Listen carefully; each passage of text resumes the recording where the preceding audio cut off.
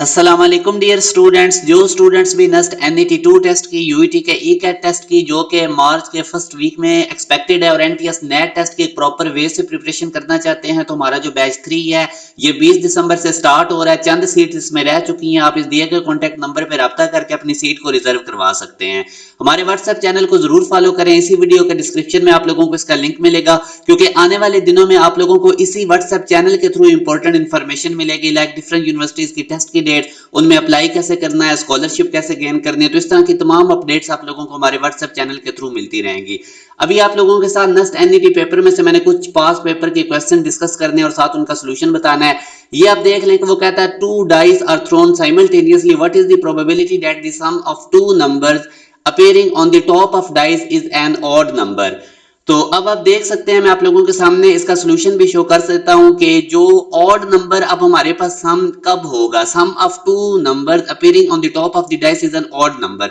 1 और 2 देखिए, इनका सम ऑड नंबर 3 आता है। 1 4 का भी सम ऑड नंबर है, 1 6 का भी सम ऑड नंबर है। तो टोटल एक रो में 3 ऑड नंबर आएंगे। इसी तरह दूसरी रो में भी 3 ऑड नंबर आएंगे, मतलब कि दोनों का सम ऑड नंबर आएगा 3 टाइम। जैसे आप देख रहे हैं 2 1 का सम ऑड है, 2 3 का सम ऑड है और 2 5 का सम ऑड है। तो इस रो के अंदर भी 3 ऐसे हमारे पास केसेस हैं जिसमें दोनों डाइस का जो टॉप पे आती है उनका सम जो है वो ऑड नंबर है। तो ये 3 3 3 करेंगे तो टोटल फेवरेबल आउटकम हमारे पास 18 बनेंगे और टोटल पॉसिबल आउटकम्स हमारे पास 36 हैं। 18 को 36 से डिवाइड करें तो 1/2 आंसर आएगा। अब ये 1/2 लिखा हुआ है, 2/4 का मतलब भी 1/2 होता है। तो यही वो क्वेश्चन था कि दो डाइस साइमल्टेनियसली रोल करते तो टॉप पे जो नंबर्स आते हैं उनका सम ऑड नंबर होगा, इसकी क्या प्रोबेबिलिटी है। तो वो आपको मैंने बता दिया कैसे कैलकुलेट करना है। अब एक और क्वेश्चन आप देखें, 2 sin 45 cos 45 डिग्री, ये इसके इक्वल है। तो वो कहता है ये स्टेटमेंट ट्रू है या फॉल्स है। तो इसमें आप देख सकते हैं कि ये 2 sin 45 cos 45 आप इनकी वैल्यूज प्लग इन करें, cos 180 डिग्री की भी वैल्यू प्लग इन करें, ऊपर इसका स्क्वायर करें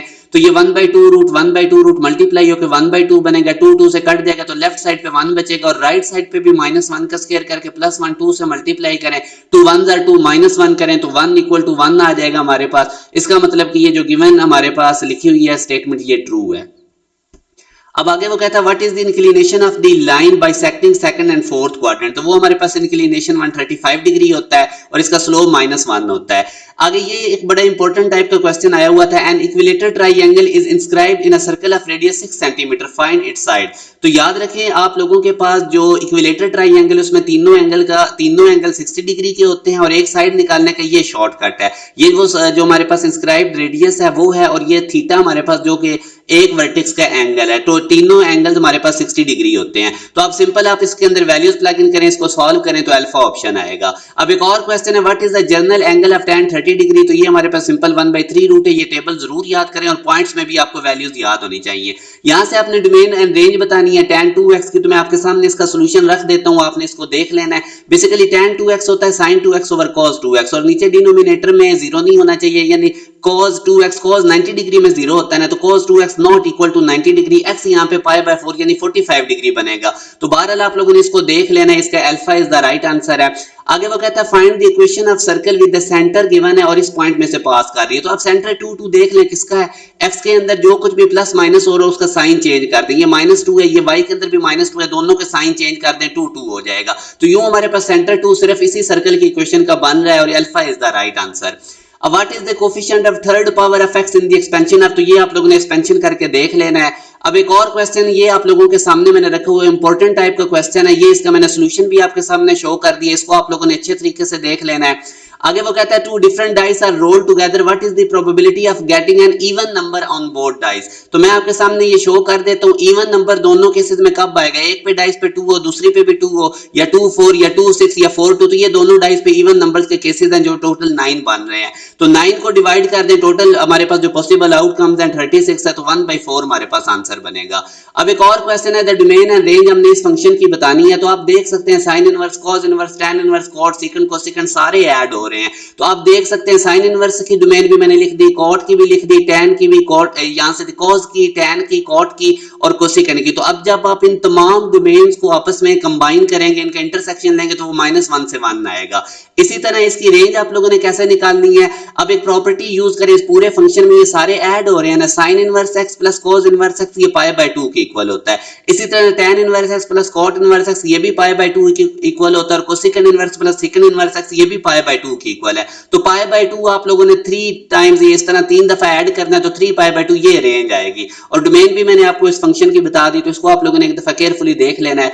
आगे वो कह रहा है how many multiples of 7 are in between 30 and 300। तो 30 और 300 के दरमियान ये मैंने 7 के मल्टीपल्स लिख लिए, टोटल इनकी तादाद बतानी है। n का मैंने आपको शॉर्टकट बताया था कि लास्ट वाली जो टर्म है जैसे 294, इसमें से माइनस कर दें फर्स्ट वाली टर्म को, डिवाइड कर दें कॉमन डिफरेंस से। 42 में से 35 माइनस करें तो कॉमन डिफरेंस 7 है, इसमें एक ऐड कर दें, सिंप्लीफाइड करेंगे तो 38 टोटल टर्म्स हैं। 30 और 300 के दरमियान में 7 के मल्टीपल्स टोटल 38 है हमारे पास। इसी तरह आगे वो कहता है how do you find the equation of a line parallel to x axis. जो line parallel to x axis होती है वो y equal to some constant की इक्वल होती है, तो ये भी आपने याद रखना है। फिर वो रेंज पूछ रहा है sine inverse x minus cos inverse x, अगर तो यहाँ पे प्लस होता तो सिंपल हमारे पास पाई बाय 2 आ जाना था। अब माइनस है तो ये मैंने इसका सोल्यूशन कर दिया है, आप लोगों के सामने शो कर दिया। ये sine inverse x plus cos inverse x तो पाई बाय 2 होता है, मगर यहाँ पे चूंकि हमारे पास प्लस नहीं है, अब कॉज इनवर्स एक्स इधर ही रहने दे, ये साइन इनवर्स पाई बाय 2 में से जाके माइनस हो जाएगा। अब ये जो एक्सप्रेशन जिसकी उसने आपसे रेंज पूछी है, इसमें आप लोगों ने कॉज इनवर्स एक्स को उसकी ये वैल्यू से रिप्लेस कर देना है।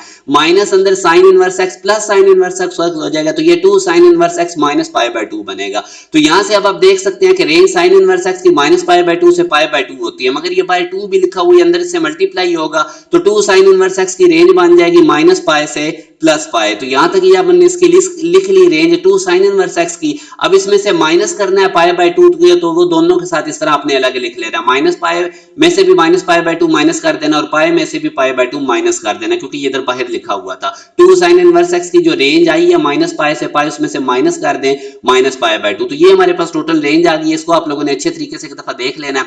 आगे वो कहता है डिटरमिनेंट किसी मैट्रिक्स का जीरो है तो डेफिनेटली वो सिंगुलर मैट्रिक्स होगा। आगे इक्वेशन को कैसे, पॉइंट ऑफ इंटरसेक्शन कैसे हम निकालते हैं, तो वो हम उसको साइमल्टेनियसली सॉल्व करते हैं। तो ये आप लोगों के साथ मैंने क्वेश्चन शेयर किया, मैं आप लोगों के साथ आहिस्ता आहिस्ता ये मैक्सिमम क्वेश्चन शेयर करता जाऊंगा जैसे जैसे मुझे पता चलते जाएंगे। अच्छा, अब मैं आपको वो ये आप लोगों की मोटिवेशन के लिए आप देख सकते हैं कि हमारे बैच 2 में एक स्टूडेंट है, उसने टॉप किया नेस्ट एनईटी 1 में। अब आप देखें कि मैथ के अंदर 73 लेने, फिजिक्स के अंदर 48 लेने, कोई इतना मुश्किल काम नहीं। काफी बच्चे 150 प्लस में गए हैं। तो आप लोग ये जो हमारा बैच है इसको जरूर ज्वाइन करें, आप लोगों को बहुत ज्यादा रेलेवेंट और टू द पॉइंट प्रिपरेशन करवाई जाएगी, ना सिर्फ नस्ट के टेस्ट की बल्कि ई कैट की, एनटीएस नेट की और फास्ट यूनिवर्सिटी जो अपना टेस्ट कंडक्ट करेगी उसकी भी, क्योंकि आगे चल के बोर्ड के एग्जाम का भी प्रेशर होता है। अभी आप लोगों के पास ये 2-2.5 मंथ का बहुत अच्छा टाइम है। और एक चीज और भी याद रखें कि कोविड के बाद से यूनिवर्सिटी फर्स्ट ईयर के मार्क्स की बेस पर यूनिवर्सिटी टेस्टों अपना जो टेस्ट होता है एंट्री टेस्ट उसकी मार्क्स की बेस पे अब मेरिट बना रही हैं। तो आप लोग इस दिए गए कॉन्टैक्ट नंबर पर रब्ता करके तमाम डिटेल ले सकते हैं। अपना ख्याल रखिएगा। अल्लाह हाफिज।